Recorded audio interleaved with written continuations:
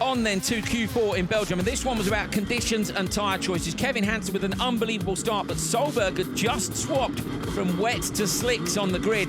Came through here in P2. You can see the wipers are on. The track was a bit wet. How wet was it? We really weren't sure. Some fantastic action. Duval making a brilliant undercut on Demoustier to try and fight his way through with a good result to the semi-final. Slotted up the inside. Full lock, full send. Go on, Francois, in front of your home crowd.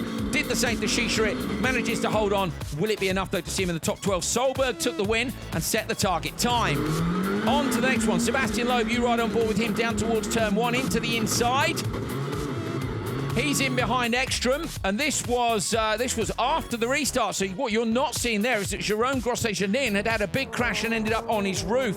So some of these guys had changed across onto wet weather tyres in the stoppage, and that meant that they were travelling a lot faster than Petter Solberg. Good battle between Larsen and Timur Yarnov. Timur trying to find the traction, couldn't. But it was Ekstrom who took it by 10 seconds from Solberg's target time. So wets were looking like the choice. On then to the final race, Timmy Hansen, who was sitting in the top qualifier spot, we understand, took slicks compared to everybody else on wets. Christopherson here gets squeezed by Gronholm, ends up running across the road and out wide. Hansen gets the whole shot, is holding on fairly well. Here you can see Gronholm goes out, Christopherson slots back in. He ends up P4, in fact. Gronholm does well to recover from there and closes down the whole pack inside one lap. So by now we were thinking, okay, slicks don't look like the optimum choice here.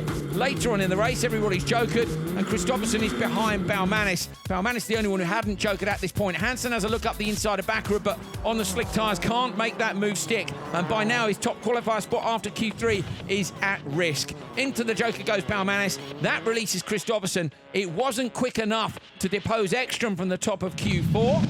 And that meant that it was Ekstrom who won it, and with it took TQ. And look on the right-hand side, the margin was 1 point.